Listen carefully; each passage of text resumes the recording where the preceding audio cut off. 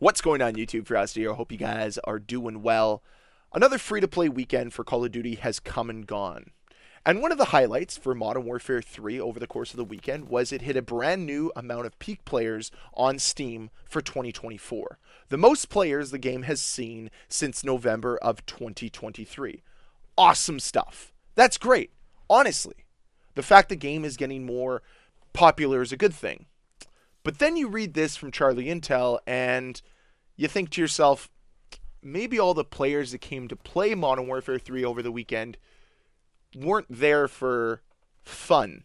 They were there to be devious, mischievous, and just all around create a bad atmosphere within this community. This tweet from Charlie Intel. Activision says over 27,000 accounts were banned in Call of Duty across Warzone and MW3 over the weekend. The statement from Team Ricochet says this. Hashtag Team Ricochet identified and banned over 27,000 accounts over the weekend through a series of upgraded detection systems. The team is progressing on a new set of security updates and anticipates more ban waves to come. Why is it with Call of Duty, whenever there seems to be a positive, it is always followed by a negative? Like, positively, Call of Duty had more players in it over the weekend. That's great. Free-to-play weekend. That's what it's for. Bring players in so they can experience what Call of Duty has to offer. And you guys know how I feel right now about this game. It is jam-packed with more content than what we've seen in recent memory. If other games were serviced with this much content, Call of Duty wouldn't be in the state that it's currently in. It wouldn't have a community that's revolting against it.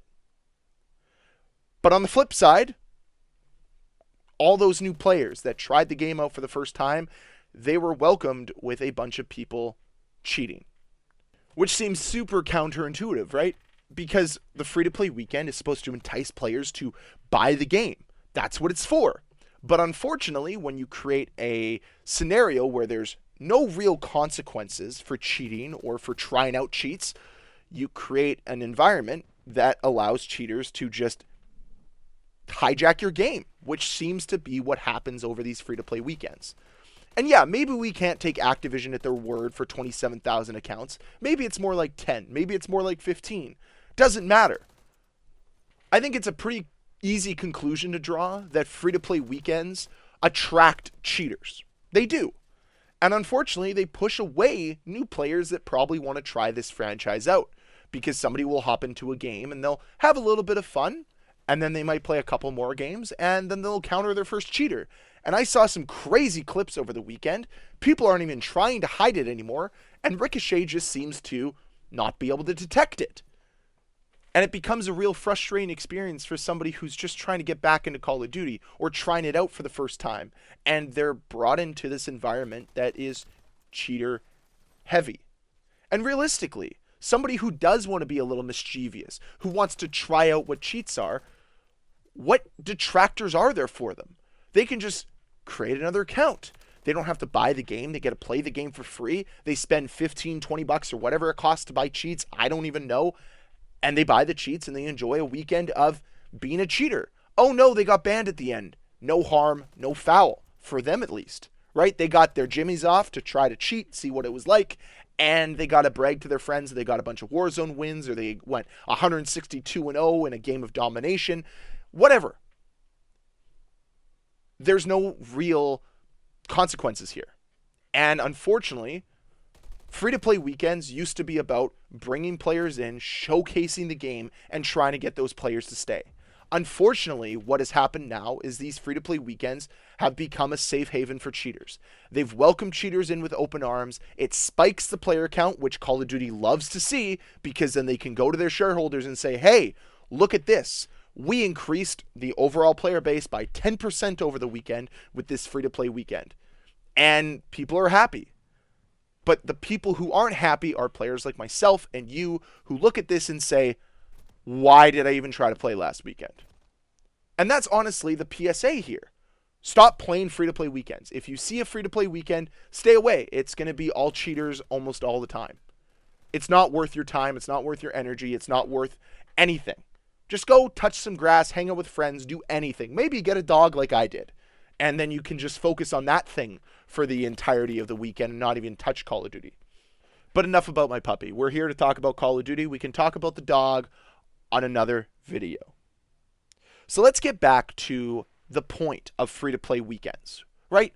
The original point of free-to-play weekends for Call of Duty was to welcome in new players, give players a little bit of a taste of what Call of Duty is all about that year, and hopefully entice them to stick around.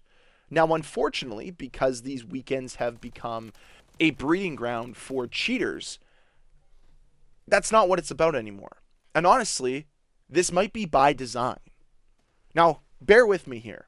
This theory of mine, this speculation of mine, could all just be me sticking on a tinfoil hat and trying to look at this in a completely conspiratorial way. But here's my thought on free-to-play weekends. I do not think it's about attracting new players to the game. Instead, what it is it is an opportunity for Team Ricochet to gather data and to test new avenues to stop cheaters. Figure out where they're vulnerable. Because like I said earlier in the video, cheaters that come to the free-to-play weekend, there's no real consequence. I mean, you go buy the cheats for $20. That's nothing for a lot of Call of Duty players. They spend that every single month on a new bundle anyways. So $20 to cheat for a weekend, whatever. They can brag to their friends about how good they were in a game of domination, right? Worth it for them. But on the flip side, it's worth it for Activision because it's another person that they can flag in their system. Another opportunity to test what Team Ricochet is working on. See if they have new avenues to detect cheaters and have it work functionally. Because again, the people that are cheating are probably people that are being a little devious, that are creating alternative accounts because it's free and there's no real consequences for them. But Call of Duty gets all this necessary data to now implement new changes, to switch things up, to make Ricochet better. Now, is that maybe a bit of a positive outlook? I don't really know. But it seems to be a little bit logical. Would you not? You get this influx of players that brings an influx of cheaters, and you get a bunch of data from it. That's a good thing for Call of Duty because the more data they get, the more intelligent their algorithms become, the smarter the systems behind the machine can work. At least in theory. Now, of course, it is Call of Duty at the end of the day, so they probably find a way to screw it up. But that's me at least trying to find a little bit of a silver lining here. That is me at least trying to give them the benefit of the doubt. Something I didn't do yesterday, and maybe I shouldn't try to do it here. Because, 27,000 people, that's a staggering amount of people. That is far too many people cheating in a video game. But if it helps them prevent people cheating in the future, it might all be worth it. So the main takeaway here, of course, is to stay away from free-to-play weekends in Call of Duty. Whenever you see a free-to-play weekend get announced, go do something else. Unless, of course, you want to sacrifice your sanity and go up against a bunch of cheaters. Hey, who am I to tell you what to do at the end of the day? But that's my little piece of advice. That is my take on all this. And the whole point here, guys, is I want to hear from you.